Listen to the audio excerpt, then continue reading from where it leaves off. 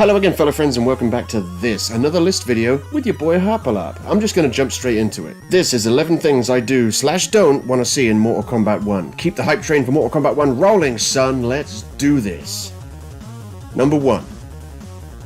I must kill you to achieve it. I want Baraka. Sub-Zero would have been in this spot, but we all saw him in the MK1 trailer, so we know he's coming. What do I even need to say? Sub was my main, as he always is, for the first year of Mortal Kombat 11. But he fell by the wayside as I found Baraka to be so much more fun. I've been loving Baraka since his debut, and I hope that continues into MK1, 30 years after MK2.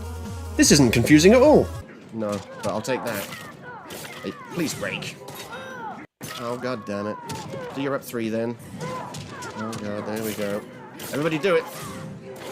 I want to see everybody doing it. Everybody do the chop chop. Chop chop chop chop chop chop. You'll never want to stop.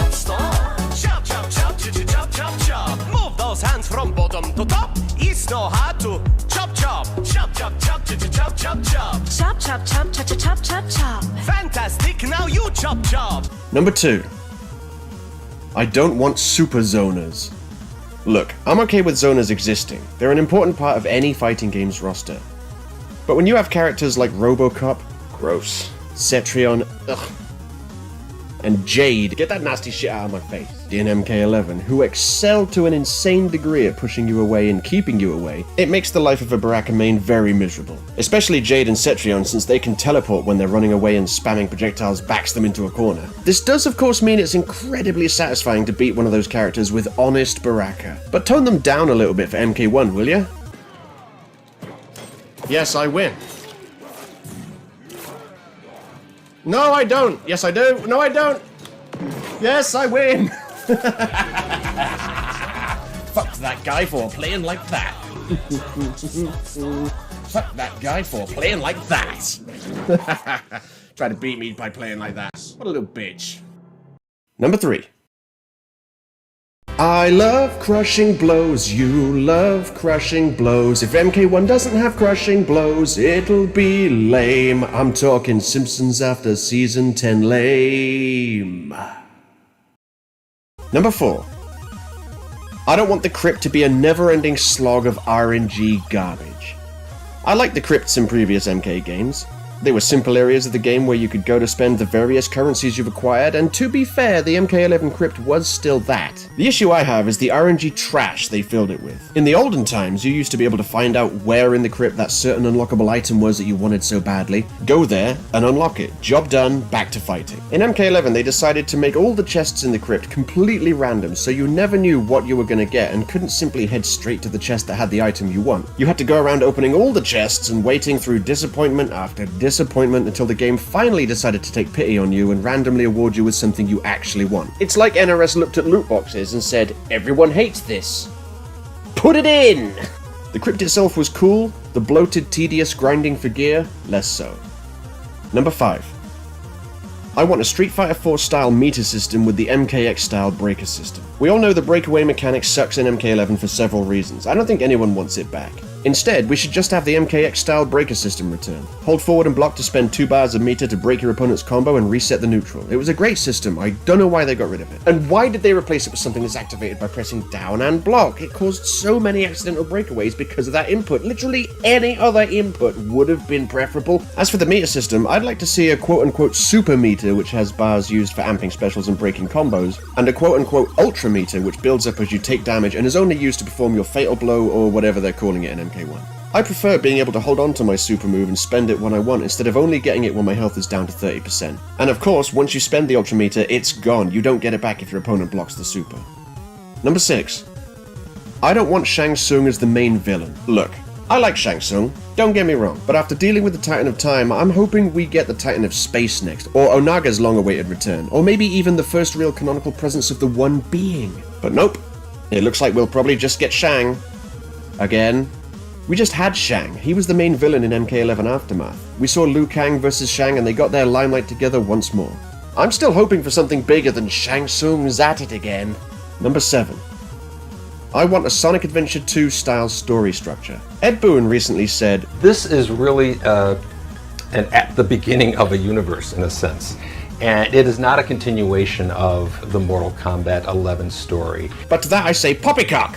If MK1 isn't a continuation, then why is the story following on from where MK11 left off? At the end of the Aftermath DLC, if you chose the Liu Kang ending, he remained the Keeper of Time and created a new era/timeline. Now call me crazy, if you must, okay? But that kinda sounds like it's exactly where MK1 is starting from. The exact same place. Of course, there was that other ending to MK11, so here's where the Sonic Adventure 2 thing comes in. I want a hero campaign where you play as the good guys and follow Liu Kang's story in his new era, then a separate villain campaign where you follow giant time god Shang Tsung's story in his new era. And once you've completed them both, you unlock a final shorter campaign where both eras somehow converge and a resolution occurs. Maybe even the Titan of Space could be involved somehow, forcing pieces of each era into the other one. I don't know, I just think this would be much more fun and compelling rather than just playing through the heroes again and having bog standard Shang Tsung be the villain again instead of the buffed up time god we saw at the end of Aftermath. Number 8. I don't want a super boring, tedious grind. Part of this grind was the aforementioned crypt, and the rest of it is the Towers of Time. On paper, the Towers of Time sound cool. Near unlimited challenge towers rotating in and out with various restrictions and modifiers. What's not to love? Well, how about the fact that almost all of the modifiers make the game annoying and not fun at all? An entertainment black hole. A lot of the gameplay in MK revolves around combos, and pretty much every consumable in the game stuffs combos, like just completely stops you doing them. It turns the game from fighting an opponent to trying to survive their consumables. This wouldn't be an issue if you could just ignore the towers, but a lot, and I mean a lot, of rare skins, gear items, and even new brutalities were tied to these randomly appearing and disappearing tedious chores.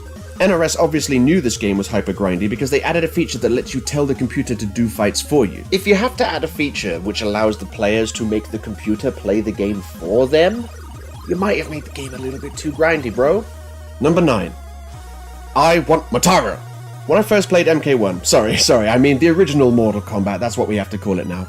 When I played the original Mortal Kombat, Goro stuck out as a special character. He didn't play by the rules everyone else did. He did monstrous damage to match his monstrous size, and he was way more tough to defeat than the actual boss. When MK2 came out, I was excited to see if Goro would return. Instead, they introduced Kintaro. Now, Kintaro may be discount Goro, but he's still cool as shit and had all the danger and threat that made Goro so memorable. By the time MK3 rolled around, I was expecting another Shogun and was surprised to see this monster. They somehow managed to make a far more formidable foe than the previous two sub-bosses. He can teleport, reflect projectiles, has increased range on top of all the crazy damage. I've wanted to see Motaro back ever since MK Trilogy, and I don't count that two-legged abomination we got in Armageddon. I want the real Motaro back. Sure, it would be a lot of extra work for the devs, but it wouldn't be impossible to implement him. But they won't bother. I guess seeing him return as a cameo is the best I can hope for, but a guy can dream, can't he? Number 10. I don't want a lack of a soundtrack. I know technically MK11 has a soundtrack, but let's be honest, not really. I can hum the main theme that plays in all the menus, but I couldn't hum you any of the music from the stages. The music you hear when you actually play the game. Orchestral music like that is just so forgettable to me. None of it stands out and it all just sort of blends together. The same goes for MKX. I prefer fighting game music that has punch, that has impact, that gets you hyped. Tekken usually has great music. I can readily hum a load of tracks from those games. Diddle-oo dee diddle-oo dee diddle-oo diddle-oo dee diddle-oo diddle-oo diddle-oo dee diddle-oo dee diddle-oo diddle-lap diddle-lap diddle-dee-da da-bum bum bum dum bum bum bum bum bum dum diddle-lum. What's the Mortal Kombat version of that? Do dee do dee do do do do. But that's not to say orchestral stuff doesn't have its place. I really like the music we heard in the MK1 trailer. But a storm is brewing, and soon you will discover that even in this new era, one constant remains. It was great at building hype and conveying a sense of epic scale during a cinematic cutscene. But that shit is whack as fighting game music where the pace is usually much faster than the orchestral score is. The music just sounds listless and drab when used as a backdrop for the frenetic pace of a fight to the death. I'm not saying we need Mick Gordon doing the music, but I can't think of a way to finish that sentence. But no, apparently Dan Forden said he doesn't like Mick's style of music, so MK11 had boring, bland, forgettable orchestral shit. Damn you, Forden! Number 11.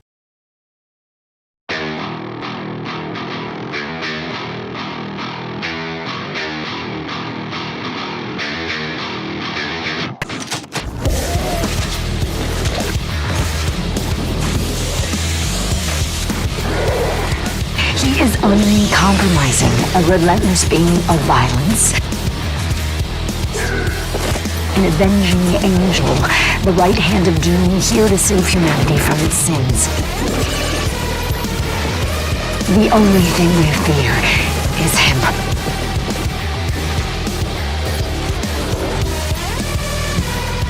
We slaughtered thousands and millions more forward, but then he came. He cut through them like a sickle through a field. His fury surpassing their own. He is faster, more relentless.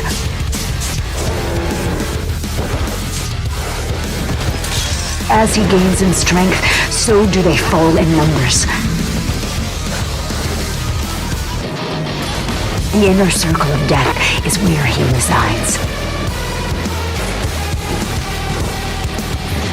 The Slayer is the spear that stabs at the heart of our attackers, and those that would seek to harm us should feel warned, for there is only one dominant life form in this universe, and it carries a steel-barreled sword of vengeance. All hail the coming of the Destroyer. The Slayer's time is now. I want Doomguy as a guest character. Of all the things I want to see in Mortal Kombat 1, this is the most wanted. It was also my most wanted thing in MK11, but we never got it, so the desire carries over to this new game. He's from a franchise that's kinda known for relentless and brutal slaying, just like MK is. In the two latest Doom games, he goes around simply doing fatalities on enemies, like just walking up to them and performing a fatality. That's what he does all the way through those two games. He's got a huge arsenal of weapons for the devs to turn into special moves, and his finishing moves practically write themselves. I hate the fact NRS seem intent on making sure guests are from TV and film instead of having some game guests. They did it before with Kratos and MK9. Do it again with Doomguy, I beg of you! And that's it, 11 things I do/don't want to see in Mortal Kombat 1. Agree? Disagree? Click like? Share the video? I mean, come on, it all sounds good to me. We are so close. So deliciously close to a new Mortal Kombat game. It's gonna be amazing. But what if it's not?